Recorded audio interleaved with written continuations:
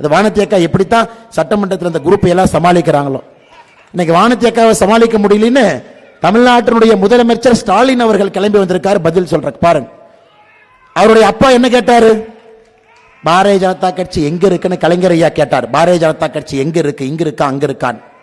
இன்னைக்கு பாரதிய ஜனதா கட்சியினுடைய எங்களுடைய எம்எல்ஏவனுடைய கேள்வியை சமாளிக்க ஒரு முதலமைச்சர் சட்டப்பேரவைக்கு வந்து நேற்று அவர் கேட்ட கேள்விக்கு இன்னைக்கு பதில் சொல்ல வேண்டிய நிலைமை உங்களுக்கு இருக்கு.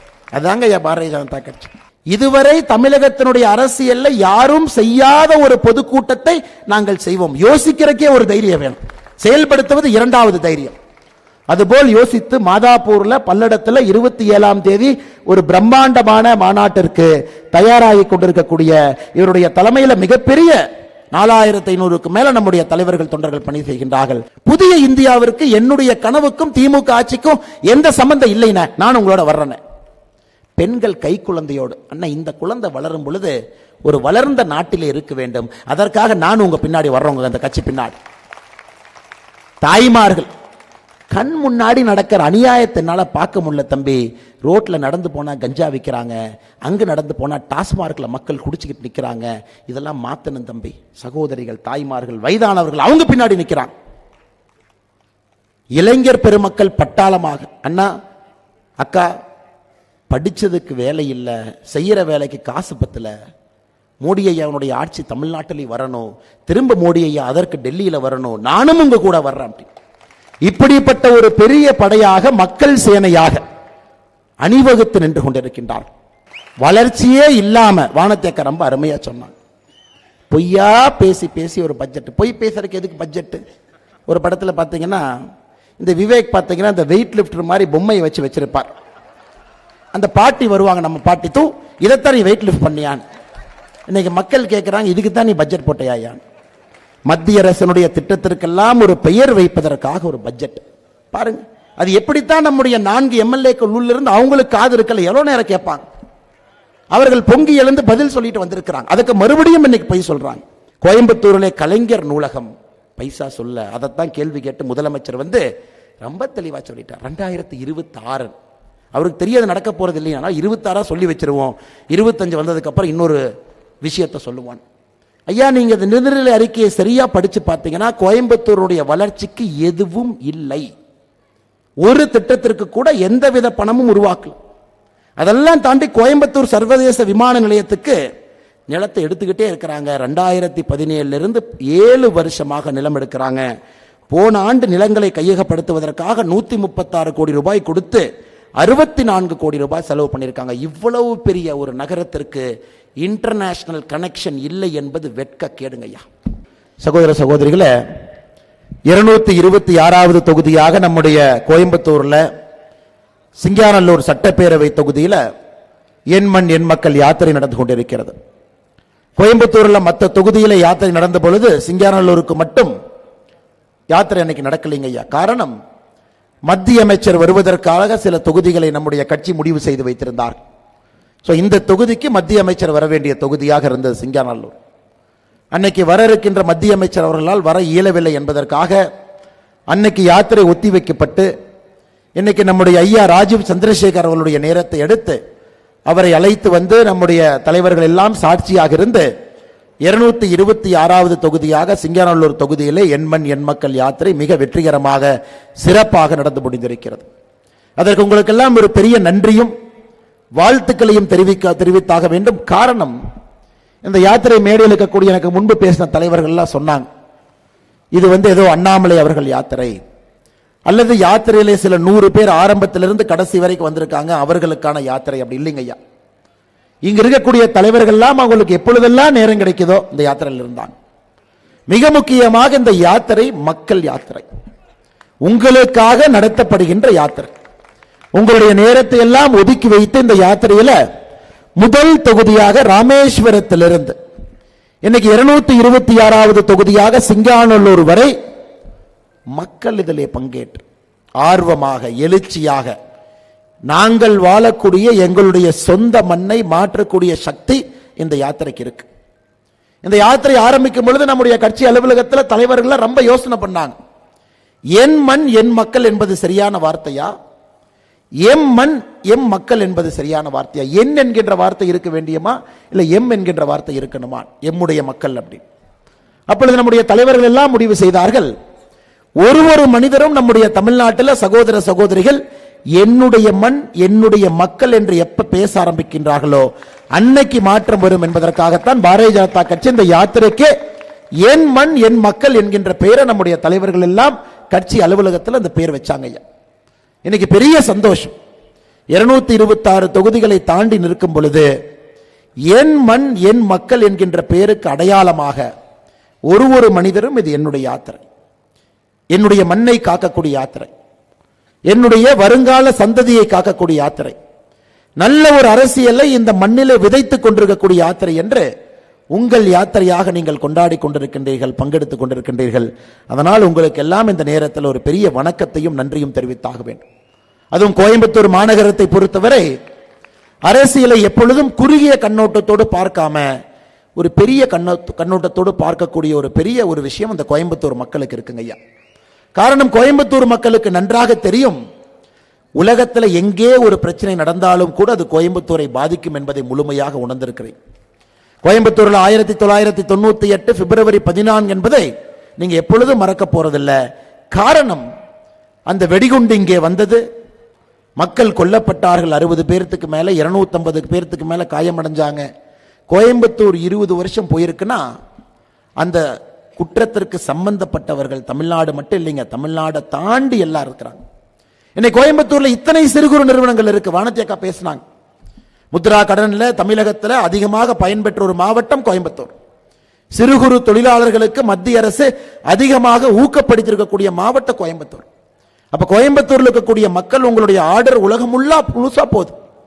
ஜெர்மனியில, ஐரோப்பிய நாடுகள், அமெரிக்கா, ஜப்பான் எல்லா ஊருக்கும் கோயம்புத்தூர்ல இருந்து ஒரு பம்ப் செட் போகுது, கோயம்புத்தூர்ல இருந்து ஒரு துணி போகுதுங்க ஐயா, கோயம்புத்தூர்ல இருந்து ஆட்டோ உதிரி பாகங்கள் போகுது. ஏதோ ஒரு ஃபோர்டு கார்ல ஃபிட் ஆச்சுன்னா அது பங்களாதேஷ்ல ஓடலாம், வியட்நாம்ல ஓடலாம், கம்போடியால ஓடலாம், ஐரோப்பிய நாடுகள்ல ஓடலாம்.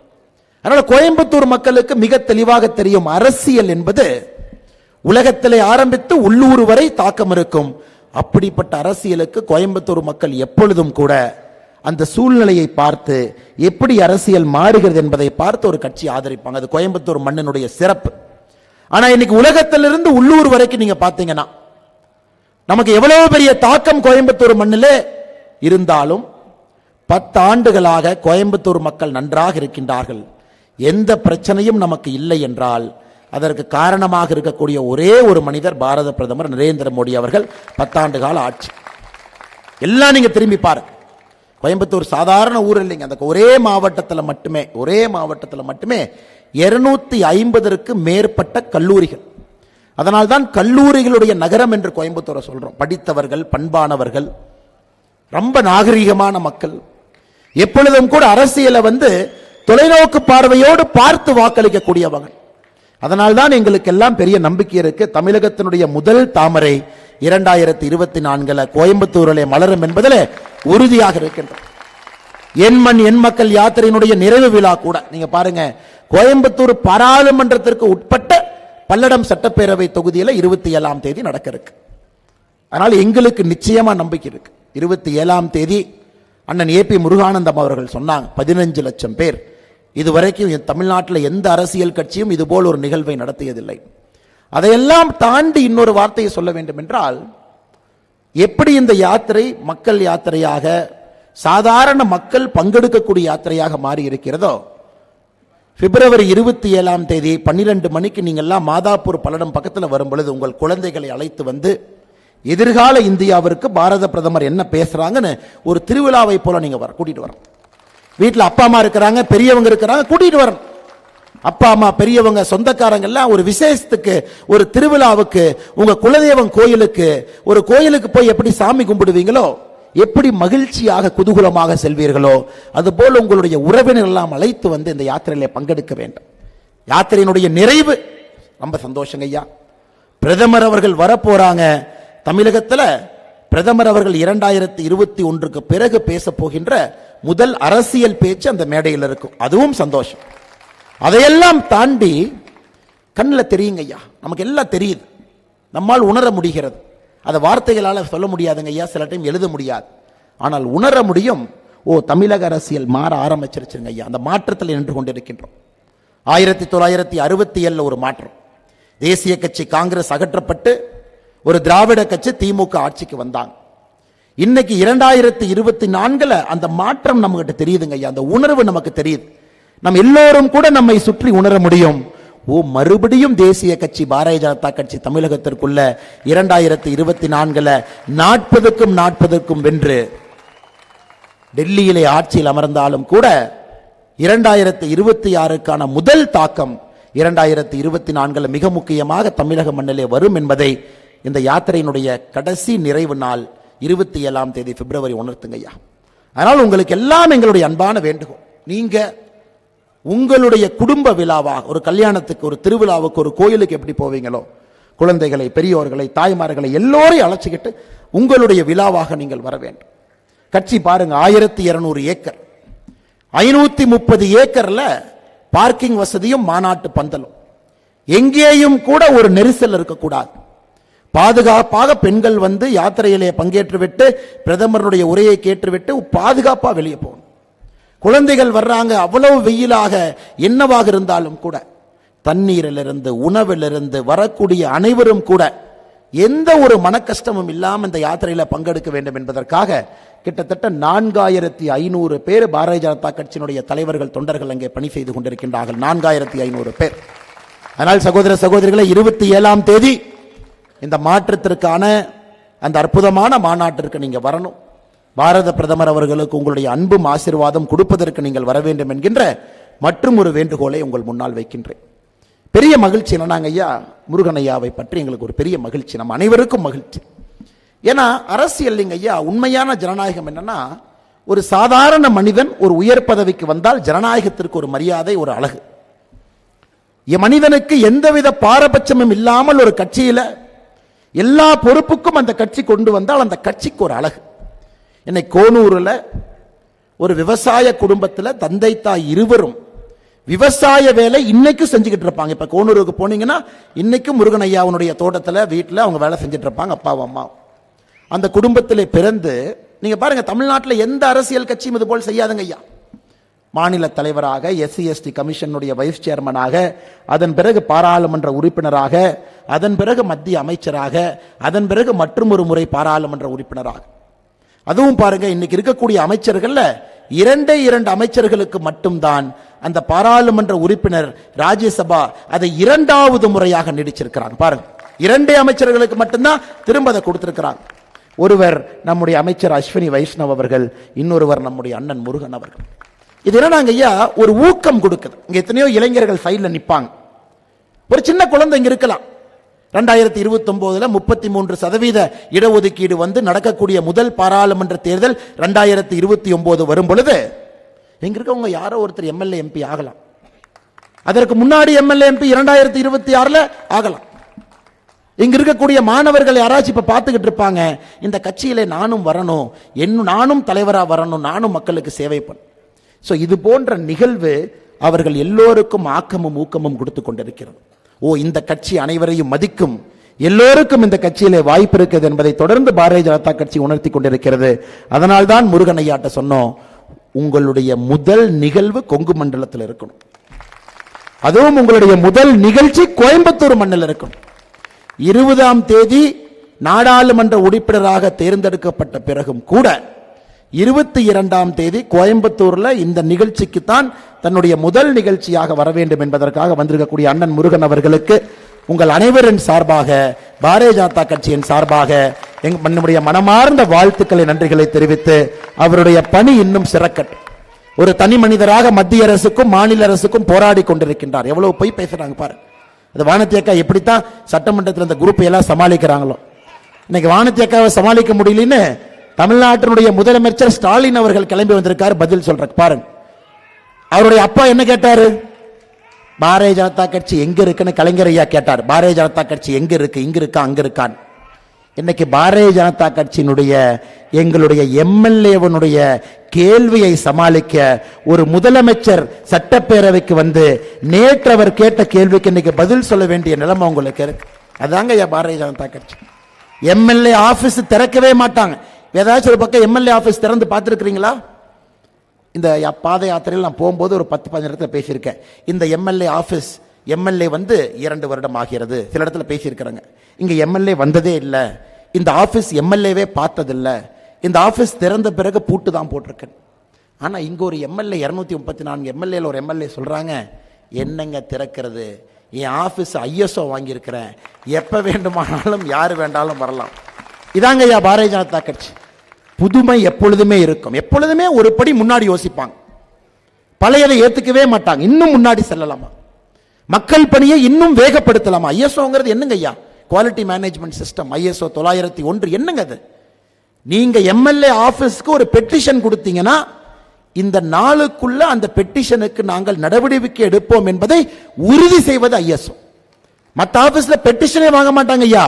பெட்டிஷன் கொடுத்தீங்கன்னா ஐஎஸ்ஓ 901 2015 குவாலிட்டி மேனேஜ்மெண்ட் சிஸ்டம்ல வானதி அக்காவுடைய அலுவலகத்துல கோயம்புத்தூர் தெற்கு சட்டமன்ற அலுவலகத்தில் ஒரு பெட்டிஷன் கொடுத்தீங்கன்னா உறுதி வார்த்தை கொடுத்து நடவடிக்கை எடுக்கும் என்று சொல்வது ஐஎஸ்ஓ. சும்மா ஐஎஸ்ஓ வாங்குறமாங்க ஐயா.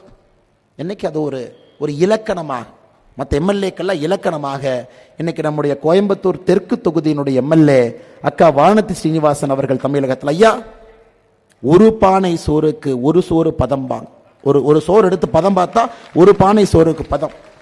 2026 234 எம்எல்ஏக்களுக்கு ஒரு சோறு பதமாக இருக்கக்கூடிய அக்கா வானதி ஸ்ரீனிவாசன் அவர்களுக்கு நன்றி கலந்த என்னுடைய வாழ்த்துக்களை வணக்கங்களை தெரிவித்து, மற்றும் ஒரு எம்எல்ஏ அம்மா சரஸ்வதி அவங்க, அம்மாவுக்கு வந்து 75 வயசு தாண்டிட்டாங்க. எங்கேயாச்சும் அம்மா கூட போனீங்கன்னா யாரையாச்சும் பார்த்தாங்கன்னா ஸ்டெத்தஸ்கோப் எடுத்துருவாங்க கையில். அவங்க பேரே மக்கள் மருத்துவர், மொடக்குறிச்சி நம்முடைய சட்டப்பேரவை உறுப்பினர். வயது ஒரு பாரம் கிடையாது, எப்பொழுதும் கூட மக்கள் சேவை, கையிலே ஒரு மக்கள் மருத்துவராக ஒரு தனி பெயர். இதெல்லாம் பாரதிய ஜனதா கட்சியின் அடையாளம். எம்ஆர் காந்தி ஐயா ஒரு எம்எல்ஏ நீங்க பாருங்க, அப்படியே கல்கண்டு போல வைத்திருக்கக்கூடிய பாரதிய ஜனதா கட்சி. அதனால்தான் தொடர்ந்து சொல்லிக் கொண்டிருக்கின்றோம், இந்த 4 எம்எல்ஏக்கள் ஒரு பானை சோறுனுடைய பதமுங்க. 2026 மக்கள் ஆதரவோடு 234 எம்எல்ஏக்கள் தமிழகம் முழுவதுமே இந்த 4 பேர் மாதிரி 234 வந்து உட்கார்ந்தா ஆட்சி எப்படி இருக்கணும் மக்கள் யோசிக்க வேண்டும். அதனால்தான் நீங்கள் அனைவருக்கும் பெரிய நம்பிக்கை இருக்கிறது, நிச்சயமாக மாற்றம் நடக்கும் என்கின்ற நம்பிக்கை.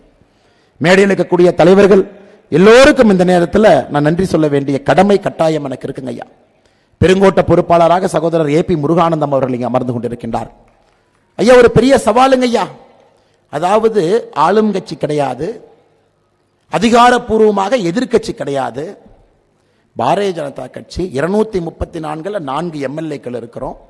இன்னைக்கு நம்ம கிட்ட பாராளுமன்ற உறுப்பினர் ஒரே ஒருவர் அண்ணன் முருகன் அவங்க இருக்கிறாங்க. இந்த கட்சி எப்படி யோசிக்குதுனாங்க, இதுவரை தமிழகத்தினுடைய அரசியல்ல யாரும் செய்யாத ஒரு பொதுக்கூட்டத்தை நாங்கள் செய்வோம். யோசிக்கிறக்கே ஒரு தைரியம் வேணும், செயல்படுத்துவது 2வது தைரியம். அதுபோல் யோசித்து மாதாப்பூர்ல பல்லடத்துல 27ஆம் தேதி ஒரு பிரம்மாண்டமான மாநாட்டிற்கு தயாராகி கொண்டிருக்கக்கூடிய இவருடைய தலைமையில மிகப்பெரிய 4500க்கு மேல நம்முடைய தலைவர்கள் தொண்டர்கள் பணி செய்கின்றார்கள். ஏபி முருகானந்தம் அவர்களுக்கு என்னுடைய சிறப்பான நன்றிகளை வாழ்த்துக்களை தெரிவித்து, மிக முக்கியமாக இந்த மாவட்டத்தினுடைய தலைவர் ஆங்கிலத்தில் ஒரு வார்த்தை சொல்லுவாங்க, டைட் இன் உல் அப்படின்னு சொல்லுவாங்க. அதாவது ஒரு மனிதன் சித்தாந்தத்தில் எப்படி வந்து ஒரு உல், அதாவது மக்கள் பயன்படுத்தக்கூடிய ஒரு ஆடையில, பட்டு ஆடையில, அந்த பட்டுல ஒரு டைய கலந்துட்டீங்கன்னா எப்படி பிரிக்க முடியாதோ அதுபோல் சித்தாந்தத்தை பிரிக்க முடியாத ஒரு தலைவராக இருக்கக்கூடிய சகோதரர் ரமேஷ் அவர்கள் இங்கே அமர்ந்திருக்கின்றார். அவருடைய முதல் பொதுக்கூட்ட நிகழ்வும் கூட இதுதான். முதல் பொதுக்கூட்ட நிகழ்வு மாவட்ட தலைவராக பொறுப்பேற்ற பிறகு அவருக்கும் என்னுடைய வாழ்த்துக்களை நன்றிகளை தெரிவித்து, இதற்கு முன்பு மாவட்ட தலைவராக இருந்த அருமை சகோதரர் பாலாஜி உத்தமராஜ் அவர்கள் இந்த மேடையில் அமர்ந்திருக்கின்றார்கள். சிங்காநல்லூர் பகுதியை சார்ந்தவங்க. அவர் ஒரு மிக வித்தியாசமான தலைவர், நம்ம எல்லோருக்குமே தெரியும். மேடையில் பேச மாட்டாரு, நான் எலெக்ஷன் நிற்க போறேன், நான் பேச மாட்டேன், நான் பின்னாடி கட்சி வேலையை மட்டும்தான் செய்வேன். ஒரு எளிமையான தலைவராக இருந்து, தொண்டர்களுடைய தலைவராக இருந்து நிறைய பணியை செய்துவிட்டு, அவரே எனக்கு ஓய்வு வேண்டும் சிறிது காலம், என்னுடைய உடல்நிலைக்காக எனக்கு ஓய்வு வேண்டும் சிறிது காலம், மற்றவர்கள் ஓடட்டும், பின்னால் நான் ஓடுகின்றேன் என்று சொல்லி இன்னைக்கு இங்கு அமர்ந்திருக்கக்கூடிய பாலாஜி உத்தமராஜ் அண்ணனுக்கும் இந்த நேரத்தில் நன்றி கலந்த வாழ்த்துக்களை வணக்கங்களை தெரிவித்து, மேடையில் இருக்கக்கூடிய நம்முடைய எல்லா தலைவர்கள், மூத்த தலைவர்கள் இருக்கிறாங்க, மாநிலத்தினுடைய துணைத் தலைவர்கள் இங்க இருக்கிறாங்க, பேராசிரியர் கனக சபாபதி அண்ணன் இருக்கிறாங்க, அவர் உங்களுக்கு தெரியும், கோயம்புத்தூர் கோயம்புத்தூர் கோயம்புத்தூர் என்று அந்த மூச்சிலும் கோயம்புத்தூரை வைத்து பேசக்கூடிய தலைவர். அவருக்கு நன்றியை தெரிவித்து, நம்முடைய மாநில பொருளாளர் அரசியலிருந்து ஓய்வு பெறுவதாக என்கிட்ட சொன்னார். நான் மாநில தலைவராக பொறுப்பேற்கும் பொழுது இன்னைக்கு அந்த உண்மையை உங்கள்கிட்ட சொல்றேங்க. நான் சொன்னேன்னா, பாரதிய ஜனதா கட்சி ஆட்சிக்கு வரும் வரை உங்களுக்கு ஓய்வு இல்லை, அதுவரை நீங்கள் அந்த பொறுப்பில் இருந்துதான் வேண்டும், உங்களுக்கு ஓய்வு கொடுக்க போவதில்லை என்று வற்புறுத்தி மறுபடியும் மாநில பொருளாளராக தன்னுடைய பணியை செய்து கொண்டிருக்கக்கூடிய அண்ணன் SR சேகர் அவர்களுக்கு என்னுடைய நன்றி கலந்த வாழ்த்துக்களை வணக்கங்களை தெரிவித்து, மேடையின் மீது இருக்கக்கூடிய மூத்த தலைவர் அண்ணன் GK செல்லகுமார் அவர்கள், கோயம்புத்தூரும் அவருடைய குடும்பமும் ஒன்றாக கலந்திருக்கக்கூடிய ஒரு குடும்பம். இந்த கோயம்புத்தூருடைய பாரதிய ஜனதா கட்சி வளர்ச்சிக்கும் அவருடைய குடும்பத்தினுடைய பங்கும் மிகப்பெரிய ஒரு பங்கு இருக்கு. எனக்கு இளைஞர்களுடைய மேம்பாட்டிற்காக தொடர்ந்து பயிற்சிகள் நடத்தி கொடுக்கக்கூடிய அண்ணன் GK செல்லகுமார் அவர்கள் வேறு வேறு பொறுப்பில் பொதுச் செயலராக, துணைத் தலைவராக எல்லா பொறுப்பில் இருந்திருக்கிறாங்க. அண்ணனுக்கு நன்றி கலந்த வாழ்த்துக்களை வணக்கங்களை இந்த நேரத்தில் நான் தெரிவித்துக் கொள்கின்றேன். அண்ணன் அர்ஜுன் சம்பத் அவர்களுக்கு அறிமுகம் தேவையில்லைங்க. இந்து மக்களுடைய குரலாக தமிழகம் முழுவதுமே இந்த யாத்திரை எனக்கு தெரிந்து 50 தொகுதிக்கு மேல வந்திருக்கிறாங்க. 50 தொகுதிக்கு மேல எல்லா இடத்திலும் வந்திருக்கின்றார். அவருக்கு ஒரு பெரிய வெறி, திராவிட முன்னேற்ற கழகத்தை வேரோடு சாய்க்க வேண்டும் என்கின்ற பெரிய வெறியோடு ஒரு தலைவராக, இந்து மக்கள் கட்சியினுடைய அற்புதமான தலைவராக தொண்டர்களோடு இந்த நிகழ்ச்சியில பங்கேற்றுக் கொண்டிருக்கின்றார்கள். மாநில பொறுப்பாளர்கள் வந்திருக்கின்றார்கள். எல்லோருக்கும் நன்றி கலந்த வாழ்த்துக்களை வணக்கங்களை தெரிவித்துக் கொள்கின்றேன். தமிழ் மாநில காங்கிரசினுடைய தலைவர்கள் நம்ம மேடையில் இருக்கிறாங்க. ஐயா செல்வராஜ் அண்ணன், VV வாசன் அண்ணன் 2 பேரும் ஆதரவு தெரிவித்து நம்மோடு இந்த யாத்திரை நடந்து வந்திருக்கின்றார்கள். இருவருக்கும் எங்களுடைய அன்பு நன்றிகளை இந்த நேரத்தில் தெரிவித்துக் கொள்கின்றோம். அதே போல மேடையில் இருக்கக்கூடிய அண்ணன் எல்லா பொதுச் செயலாளர்கள், யாத்திரையினுடைய பொறுப்பாளர் நரேந்திரன் அவர்கள், இணை பொறுப்பாளர் அமர் பிரசாத் ரெட்டி அவர்கள், மிக முக்கியமாக அண்ணன் சேலஞ்சர் துரை அவர்கள். பாருங்க, கட்சியில் இணையும் போது என்ன சொல்லி இணைஞ்சாரு தெரியுங்களா? அண்ணன் சேலஞ்சர் துரை அவர்கள் கோயம்புத்தூர் தெற்கு தொகுதியினுடைய முன்னாள் சட்டமன்ற உறுப்பினர். அதுக்கு ஒரு பேரை கடைசியா வச்சிருந்தாங்க. கட்சியில் இணையும் பொழுது மற்ற கட்சியெல்லாம் பார்த்தீங்கன்னா குதிரை பேரை நடக்கும்.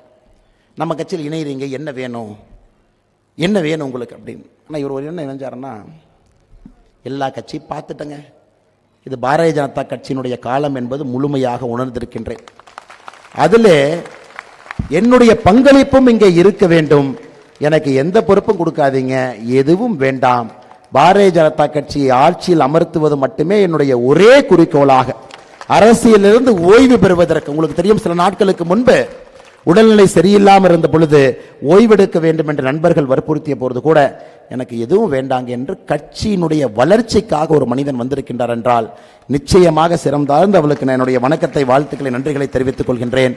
அதுவும் இந்த நிகழ்ச்சி உங்களுடைய முதல் பொதுக்கூட்ட நிகழ்ச்சியா இருக்கு. ரொம்ப சந்தோஷங்க ஐயா. மேடையில் இருக்கக்கூடிய எல்லா தலைவர்களுக்கும், சின்ராஜ் ஐயா அறிமுகமே தேவையில்லாத நம்முடைய சின்ராஜ் ஐயா, கண்ணியம், கடமை, ஒழுக்கம், இந்த 3க்கும் அரசியல்ல MLA-வாக இருந்த பொழுதும் சரி, ஓய்வு பெற்ற பிறகும் சரி, ஒரு தொண்டனாக இலக்கணமாக இருக்கக்கூடிய ஐயா சின்ராஜ் அவர்கள் மேடையில் அமர்ந்திருக்கின்றார்கள். அவரையும் ஒரே நேரத்தில் ஒரே நிமிஷம் ஐயா எழுதிக்க சொல்றேன். உங்களுடைய வணக்கத்தை எல்லாம் ஒரு கைத்தட்டல் மூலமாக நீங்கள் ஐயாவுக்கு தெரிவிக்க வேண்டும் என்று மேடையில் இருக்கக்கூடிய அண்ணே. ஒன்றும் இல்லை, கண்ணு கொஞ்சம் மங்கி போச்சுங்க ஐயா, அந்த யாத்திரையில் நிறைய லைட்டை பார்த்து அதனால தான் சின்ராஜ் ஐயா முகமே எனக்கு தெரியவில்லை, தவறாக நீங்கள் நினைக்கக்கூடாது, உண்மையாலுமே கண்ணு தெரியலைங்க ஐயா. அதனால் அவருக்கும் என்னுடைய நன்றி கலந்த வாழ்த்துக்களை, வணக்கங்களை தெரிவித்துக் கொள்கின்றேன். சகோதர சகோதரிகளே, ஒரு கடுமையான யாத்திரைங்க, அது கடுமையான யாத்திரை, இது சாதாரண யாத்திரை இல்லைங்க. நிறைய பிரச்சனைகள் இந்த யாத்திரை ஆரம்பத்திலிருந்து கடைசி வரை நடத்திய சகோதர சகோதரிகளுக்கு. இந்த யாத்திரையிலே சில நண்பர்கள் இருக்கின்றார்கள், குழந்தை பிறந்து 3வது நாள் இந்த யாத்திரையில் ஒருத்தர் டிரைவரா ஓட்டிட்டு இருக்கார். கிட்டத்தட்ட பார்த்தீங்கன்னா 226 தொகுதி வந்திருக்காங்க. யாத்திரையில் இருந்தவர்கள் வேறு வேறு காரணத்திற்காக கைது செய்யப்பட்டிருக்கின்றார்கள். இந்த யாத்திரையில் ஆரம்பத்திலிருந்து கடைசி வரை வாகனம் யார் ஓட்டுறாங்களோ, ஒரு 10 வண்டி 12 வண்டி யார் ஓட்டுறாங்களோ ஐயா, 30,000 கிலோமீட்டர் தாண்டி ஓட்டிட்டு இருக்காங்க இன்னைக்கு. குறிப்பாக ஒருவர் பைக் ஓட்டிட்டு வருவார், திருப்பூர்காரர் பார்த்தீங்கன்னா பைக்கில் 30,000 கிலோமீட்டர் தாண்டி இருக்காரு, பைக்குக்கு பெட்ரோல் காசு கூட வாங்க மாட்டார். இதுபோல் எல்லா உணர்வு பூர்வமான தொண்டர்கள் இந்த யாத்திரையை நடத்தி நிறைவு பகுதியில் வந்து நிக்கிறோங்க ஐயா. நிறைவு பகுதியில் நிக்கிறோம், ஒரு பெரிய படையோடு, ஒரு சேனையோடு. இப்பொழுது இதை உடைக்க முடியவில்லை என்றால் எப்பொழுதும் உடைக்க முடியாது என்கின்ற மனநிலையோடு ஒரு பெரிய படையோடு நின்று கொண்டிருக்கின்றோம் ஐயா. நம்ம முன்னாடி இருக்கக்கூடிய படையெல்லாம் இதெல்லாம் காசு கொடுத்த படையெல்லாம் இல்லைங்க ஐயா, தானா சேர்ந்த படை எல்லாம் நிக்கிறாங்க. ஒருவருக்கு ஒருவர் கோபம், ஆதங்கம். இத்தனை காலமாக 40 ஆண்டுகளாக பாரதிய ஜனதா கட்சியிலே உழைத்திருப்பவர்கள் மேடையில் இருக்கிறாங்க, மேடைக்கு இருக்கிறாங்க, தொண்டர்கள் இருக்கிறீங்க, இளையவர்கள். புதிய இந்தியாவிற்கு என்னுடைய கனவுக்கும் திமுக ஆட்சிக்கும் எந்த சம்பந்தம் இல்லைன்னா நான் உங்களோட வர்றேன். பெண்கள் கை குழந்தையோடு, அண்ணா இந்த குழந்தை வளரும் பொழுது ஒரு வளர்ந்த நாட்டிலே இருக்க வேண்டும், அதற்காக நான் உங்க பின்னாடி வர்றவங்க, அந்த கட்சி பின்னாடி. தாய்மார்கள் கண் முன்னாடி நடக்கிற அநியாயத்தினால பார்க்க முடியல தம்பி. ரோட்ல நடந்து போனா கஞ்சா விற்கிறாங்க, அங்கு நடந்து போனா டாஸ்மார்க்ல மக்கள் குடிச்சுக்கிட்டு நிக்கிறாங்க. இதெல்லாம் மாத்தணும் தம்பி. சகோதரிகள், தாய்மார்கள், வயதானவர்கள் அவங்க பின்னாடி நிக்கிறாங்க. இளைஞர் பெருமக்கள் பட்டாளமாக, அண்ணா அக்கா படிச்சதுக்கு வேலை இல்லை, செய்யற வேலைக்கு காசு பத்தல, மோடி ஐயாவுடைய ஆட்சி தமிழ்நாட்டிலே வரணும், திரும்ப மோடி ஐயா அதற்கு டெல்லியில வரணும், நானும் உங்க கூட வர்றேன்.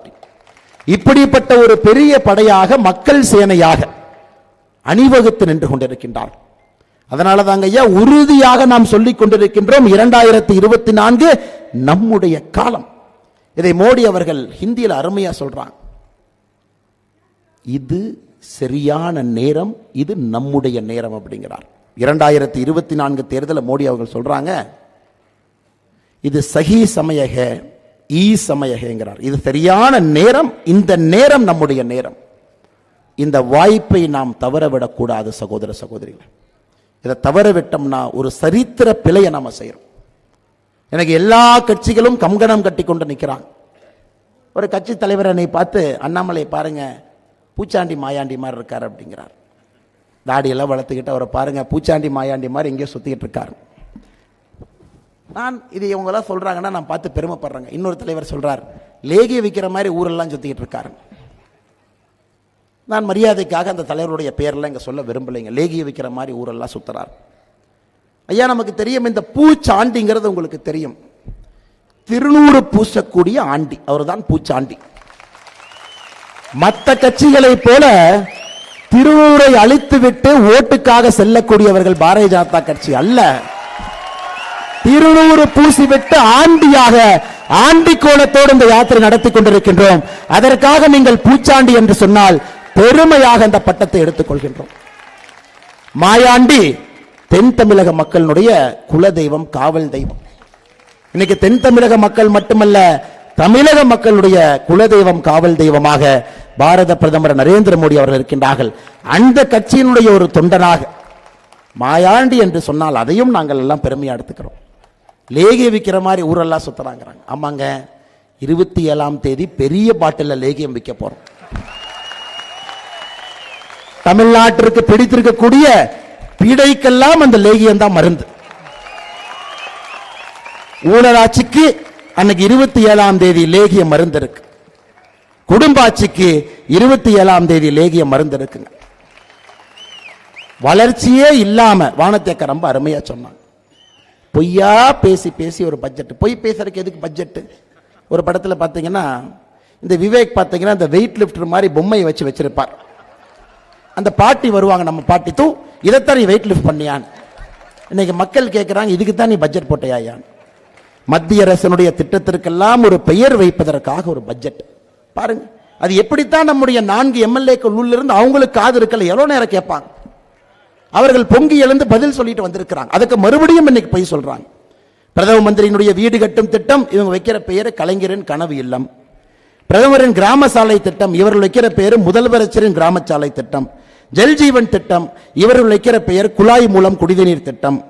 போஷன் திட்டம், இது வானத்தியக்கா ஊர் ஊரா போய் மகளிர் அணி அகில இந்திய தலைவராக ராஜஸ்தான்ல இருந்து நாகாலாந்துல இருந்து ஊட்டச்சத்துக்காக போஷன் திட்டத்தை மகளிர் அணி செய்து கொண்டிருக்கின்றார்கள். அதுக்கு ஒரு நல்ல பேர் வச்சிருக்காங்க பாருங்க, ஊட்டச்சத்தை உறுதி செய் திட்டமா.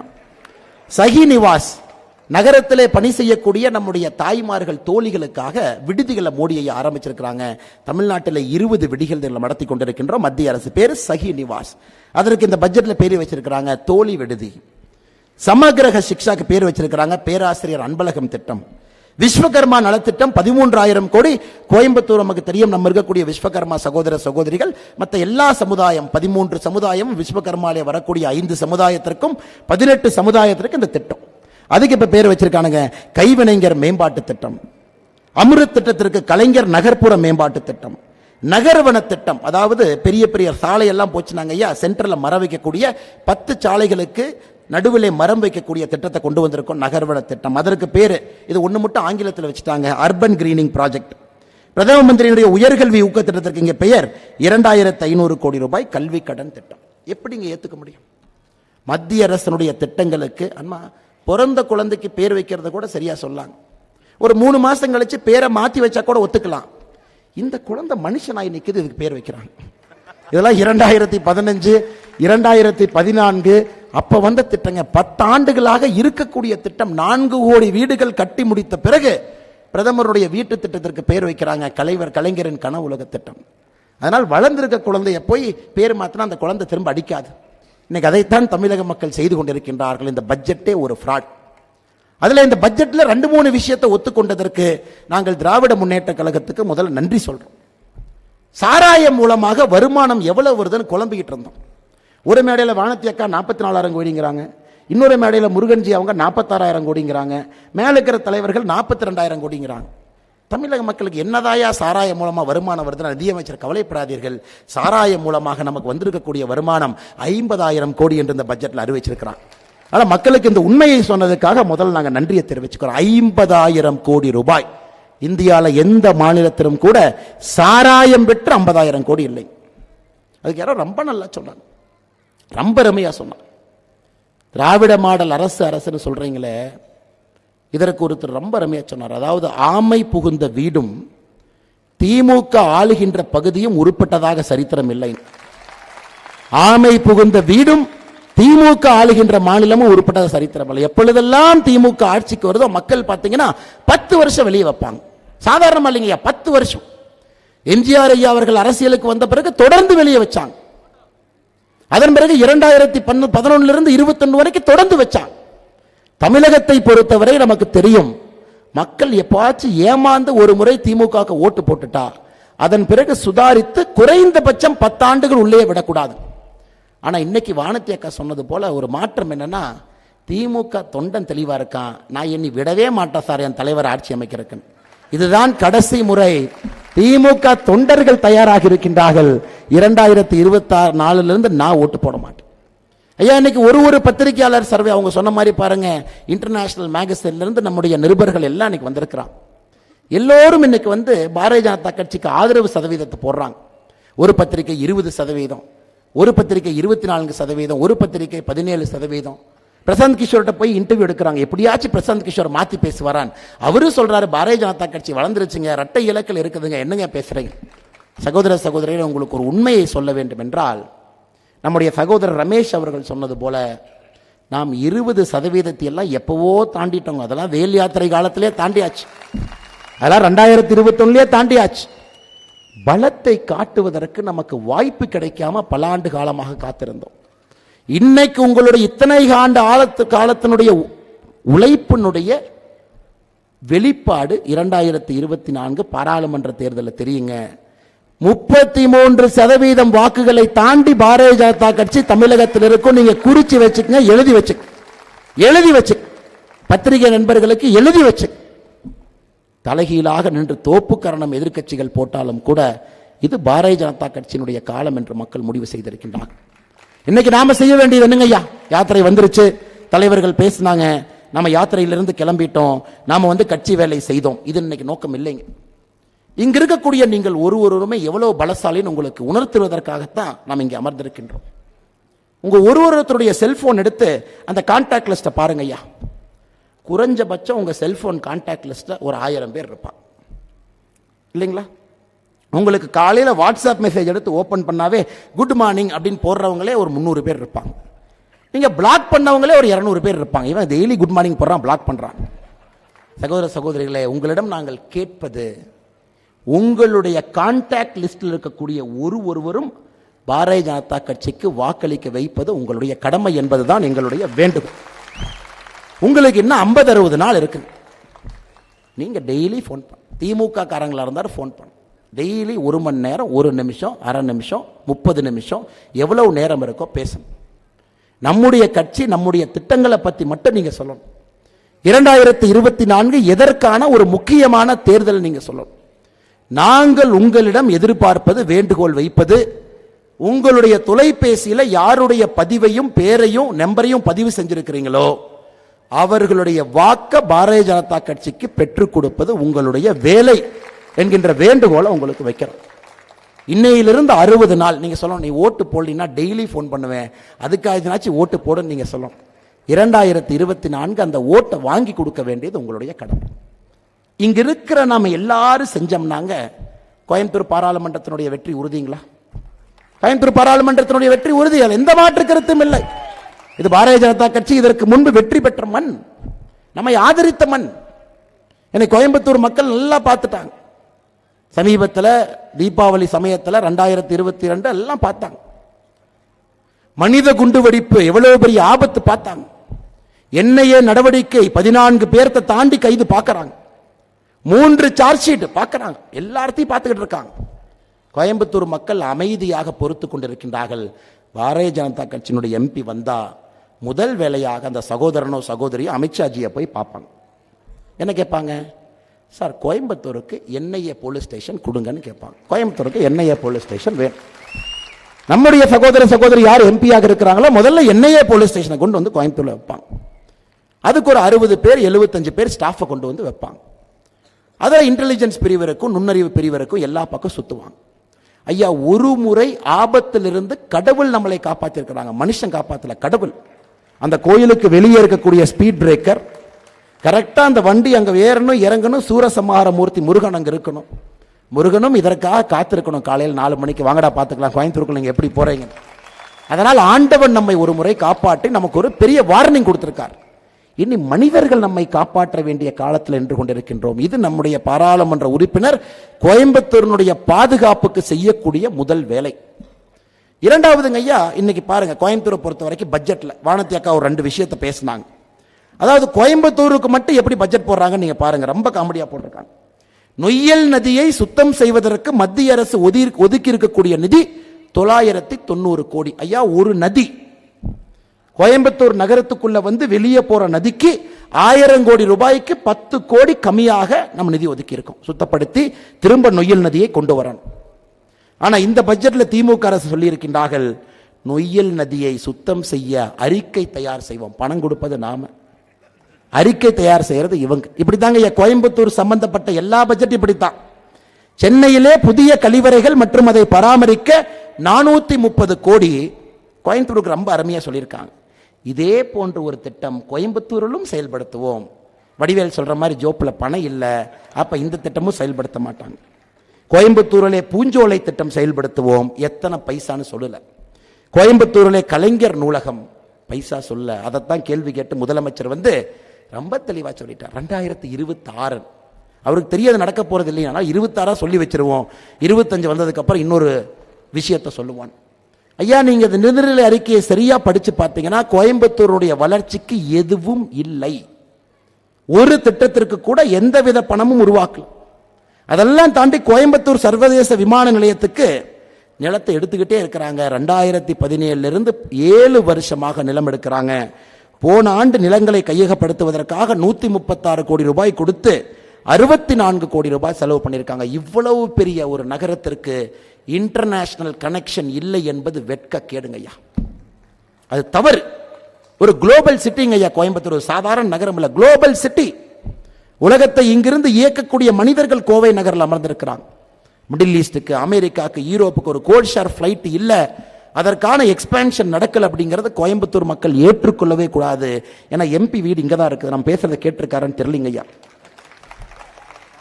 எம்பி அவர்கள் செய்திருக்கக்கூடிய ஒரே வேலை என்னன்னா, வளர்ச்சி நெகி, வளர்ச்சி நெகி, வளர்ச்சி நெகி, வளர்ச்சி இல்லை, வளர்ச்சி இல்லை. கோயம்புத்தூர்ல வளர்ச்சியே வரக்கூடாதுங்கிறதுக்காக ஒரு எம்பி இங்கே அமர்ந்திருக்கின்றார். வளர்ச்சி தப்பு தவறி கூட எட்டி பாத்திரக்கூடாது, எட்டி பாத்திரவே கூடாது. இன்னைக்கு கோயம்புத்தூர் எம்பியினுடைய நிலைமை பார்த்தீங்கன்னா, உலகத்தில் இது போன்ற நகரங்கள் வளரும் பொழுது கோயம்புத்தூர் உலக வளர்ச்சி நகரத்திலே மையப்புள்ளியா இருக்கணும்.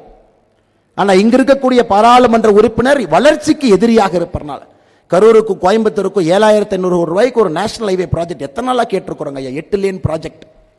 அது வந்து அப்படியே கன்ஜெஷன் ஒதுக்கி அப்படியே சிட்டி வெளியே growth ஆகும், அனுமதி இல்லை, லேண்ட் அக்விசிஷன் நடக்கல, மத்திய அரசு எத்தனை முறை வானதி அக்கா அவர்களோ முருகன் ஐயாவோ போய் எத்தனை முறை நிதின் கட்கரி அவங்கள பார்த்து எத்தனை பெட்டிஷன் ஐயா கொடுக்கிறது. அங்கிருந்து பெட்டிஷன் இங்க வந்தா எதுவும் வேலையும் செய்வது கிடையாது. இன்னைக்கு இன்னொரு பட்ஜெட்ல இன்னொன்னு ஏமாத்திருக்காங்க பாருங்க. விலாங்குறிச்சியில புதிய ஐடி பார்க் துவங்குவாங்களாமா பட்ஜெட்ல சொல்லியிருக்கிறாங்க.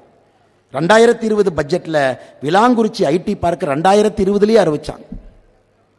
செங்கலிங்கானா ஒன்னைங்கானா சரி நாமளும் ஒன்று போட்டு பார்ப்போமே. 2024 பட்ஜெட்ல விலாங்குறிச்சியில ஐடி பார்க். ஐயா, நாம் ஒரு விஷயத்தை உண்மையாக புரிந்து கொள்ள வேண்டும் என்றால், வளர்ச்சிக்கும் திராவிட முன்னேற்ற கழகத்திற்கும் எந்த சம்பந்தம் இல்லை என்பதை தினமும் திராவிட முன்னேற்ற கழகம் உறுதி செய்து கொண்டிருக்கின்றார்கள். இந்த போட்டிருக்கக்கூடிய நிதிநிலை அறிக்கை என்பது மற்றும் ஒரு சாட்சி. நேற்று பாருங்க ஐயா, நம்ம பிரதமர் நேற்று கரும்புக்கு குறைந்தபட்ச ஆதரவு விலை, கரும்புக்கு குறைந்தபட்ச ஆதரவு விலை நேற்று உயர்த்தியிருக்கிறாங்க. ஒரு டன் கரும்புக்கு குறைந்தபட்ச ஆதரவு விலை 3150 3400 உயர்த்தியிருக்கின்றோம். 250 ரூபாய் உயர்த்தியிருக்கிறோம். ஐயா, நம்ம ஆட்சிக்கு வந்த பொழுது கரும்பினுடைய குறைந்தபட்ச ஆதரவு விலை ஒரு டன்னுக்கு 2100. 2014 10 ஆண்டுகள் கழித்து 2024 நம்முடைய ஆட்சியில குறைந்தபட்ச ஆதரவு விலை 2100 3400 1300 ரூபாய் நாம் ஏற்றிருக்கிறோம். 62% உயர்த்தியிருக்கோம். திமுக கார எவ்வளவு கில்லாடினாங்க ஐயா. தேர்தல் அறிக்கை 2021 எழுதியிருக்கா, நாங்கள் ஆட்சிக்கு வந்தால் கரும்பினுடைய குறைந்தபட்ச விலை ஒரு டன்னுக்கு 4000 ரூபாய் உயர்த்துவோம். அவங்களுக்கு தெரியும் எப்படி இருந்தாலும் பிஜேபி கார உயர்த்திடுவான், எப்படி இருந்தாலும் பிஜேபி கார 2100 தூக்கிட்டு வந்து 3400 மோடி ஐயா நிறுத்தி இருக்காரு. 4000 2 வருஷம் நிறுத்தினதுக்கு அப்புறம் திமுக கார வந்து கரெக்டா ஸ்டிக்கர் ஒட்டுவான். சொன்னதல்ல செஞ்சமல்ல. 4000 ரூபாய் பட்ஜெட்ல சொன்னோம், எங்க தளபதி 2026 முன்னாடி செஞ்சாங்க. இப்படி தாங்க ஐயா ஏமாற்று வேலை, பித்தலாட்ட வேலை நடந்து கொண்டிருக்கிறது. நேற்று கரும்புக்கு குறைந்தபட்சம். இந்தியா முழுவதும் பெட்ரோல் டீசலை பாருங்க, இந்தியா முழுவதும் பெட்ரோல் டீசலை பாருங்க. தமிழகத்தில் மட்டும்தான் பெட்ரோல் டீசல் அதிகமான விலை இருக்கக்கூடிய ஒரு மாநிலம். எவ்வளவு பெரிய நாடு.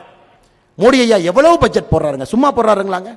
2024 உள்கட்டமைப்புக்காக நம்முடைய பட்ஜெட் 11 லட்சம் கோடி, 11,11,111 கோடி, 11 லட்சம் கோடி ரூபாய் உள்கட்டமைப்புக்கு. இங்கிருந்து ஐயா போடுறாரு அவ்வளவு. நம்ம கிட்ட இருந்து வாங்கக்கூடிய, நம்ம கொடுக்கக்கூடிய வரியில பட்ஜெட் போடுறார். அந்த சிரமத்திலும் 2 முறை பெட்ரோல் டீசல் விலையை குறைக்கிறார். 10 ரூபாய் ஒருக்கா, 7 ரூபாய் ஒருக்கா எக்ஸைஸ் டியூட்டியை குறைக்கிறார். அப்படி இருந்தும் வளர்ச்சியில கை வைக்காம வளர்ச்சியும் நடக்குது. பெட்ரோல் டீசல் விலையை நம்முடைய ஆட்சி 2 முறை குறைத்து போன தீபாவளிக்கு 10 ரூபாய் 7 ரூபாய் குறைச்சோம். இவங்க தேர்தல் அறிக்கையில பெட்ரோல் டீசல் 5 ரூபாய் 4 ரூபாய் குறைக்கிறேன்னு தேர்தல் அறிக்கையில சொன்னாங்க. ஆனா எல்லா மாநிலங்களும், பாரதிய ஜனதா கட்சி மாநிலங்களும் பெட்ரோல் டீசல் விலையை மோடி அவர்கள் குறைத்த பிறகு மாநிலத்தில் ஒருக்கா குறைச்சாங்க. மோடி ஐயா நீங்க குறைச்சதுக்கு நன்றி, நானும் குறைக்கிறேன். என்னாச்சுங்க ஐயா, பாரதிய ஜனதா கட்சி ஆளுகின்ற மாநிலத்தில் இந்தியாவுடைய பெட்ரோல் டீசல் விலை மிக குறைவு. திராவிட முன்னேற்ற கழகம் கடன் வாங்கி பட்ஜெட் போடக்கூடிய ஒரு மாநிலத்தில் 8,30,000 கோடி கடனாக இந்த நிதிநிலை அறிக்கையில காட்டியிருக்காங்க. அதே பொய்யுங்க ஐயா. உண்மையான கடன் 9,50,000 கோடி, 1,20,000 கோடி கடனை பாண்ட மறைச்சிருக்கிறாங்க. அதுக்கு பாரதிய ஜனதா கட்சி 2-3 நாட்கள்ல வெள்ளை அறிக்கை கொடுக்கின்றோம். வாங்கிய கடனையும் மறைத்து 8,30,000 கோடி இந்தியாவில் நம்பர் 1 கடன். ஆனா உண்மையான கடன் 9.5 லட்சம் கோடிங்க ஐயா. அதிலும் பெட்ரோல் டீசலுக்கு வரி கொடுக்காம, வரியை குறைக்காம ஏமாற்று வேலை செய்து ஆட்சி நடத்தி கொண்டிருக்கின்றார்கள். இது பாரதிய ஜனதா கட்சிக்கும் தமிழகத்தில் இருக்கக்கூடிய திராவிட முன்னேற்ற கழகத்துக்கும் ஒரு உதாரணம் ஐயா. இது போன்ற பட்டியல் போட்டு நம்ம பேசிக்கிட்டே போலாம். வேளாண் அறிக்கை, சரி இதைத்தான் தங்கம் தென்னரசன் தான் பொய் சொல்லி மாட்டிக்கிட்டாருன்னு எம்ஆர்கே பன்னீர்செல்வன் வேளாண் பட்ஜெட் போடுறாரு. அதுல வானதி அக்கா எம்எல்ஏ சொல்றாங்க, அண்ணே அதுல ஒரு திட்டத்தை கொண்டு வர்றார் ரொம்ப பெருமையாக. திட்டத்தினுடைய பெயர் மண்ணுயிர் காத்து மண்ணுயிர் காப்போம். அப்படின்னா மண்ணை காட்பதற்கு அடையாள அட்டை. ஐயா, மண் அடையாள அட்டை 2015 பாரதிய ஜனதா கட்சி கொண்டு வந்து 1.4 கோடி அட்டைகளை கொடுத்திருக்கின்றோம். 9 வருஷம் ஆகுதுங்க ஐயா திட்டத்தை கொண்டு வந்து. இன்னைக்கு வேளாண் பட்ஜெட்ல கொண்டு வந்திருக்கிறாங்க மண்வள அடையாள அட்டை கொண்டு வருவோம். இந்த மாதிரி ஏமாற்று வேலை எங்கேயாச்சும் பார்த்துருக்கீங்களாங்க ஐயா? இதுக்கு ஸ்டிக்கர் ஓட்டுறக்கு ஒரு குரூப். அதனால் சகோதர சகோதரிகள் நாம் தெளிவாக இருக்க. அதைத்தான் இன்னொன்று சொல்லியிருக்கார், தமிழ்நாடு உணவு தானிய உற்பத்தியில அதிகமாயிருச்சு. 2022-23 அதிகமா உணவு தானியத்தை உற்பத்தி பண்ணிட்டோம். ஒரு எல்கேஜி பாப்பாவை கூப்பிட்டு கோட்டா அந்த பாப்பா சொல்லும், அங்கிள் 2021-22 உணவு தானிய உற்பத்தி 119.97 லட்சம் மெட்ரிக் டன் அங்கிள். 2022-23 உணவு தான உற்பத்தி 116.91 லட்சம் மெட்ரிக் டன் அங்கிள். அப்ப 3 லட்சம் மெட்ரிக் டன் தமிழகத்தில் உணவு தானிய உற்பத்தி குறைந்திருக்கு அங்கிள் ஒரு எல்கேஜி பாப்பா சொல்லும். இத்தனையே அதிகாரியை வச்சுக்கிட்டு அத்தனை பேர்த்துக்கு சம்பளம் கொடுத்து எம்ஆர்கே பன்னீர்செல்வம் அவர்கள் திமுக ஆட்சிக்கு வந்த பிறகு தமிழகத்திலே உணவு தானிய உற்பத்தி 3 லட்சம் டன் குறைந்திருக்கும் பொழுது சட்டமன்றத்தில் பொய் சொல்றாரு. தமிழகத்தில் 2022-23 உணவு தானிய உற்பத்தி அதிகமாயிருக்கு. இந்த அநியாயத்தை எங்கேயாச்சும் பார்த்துருக்கிறீங்களா?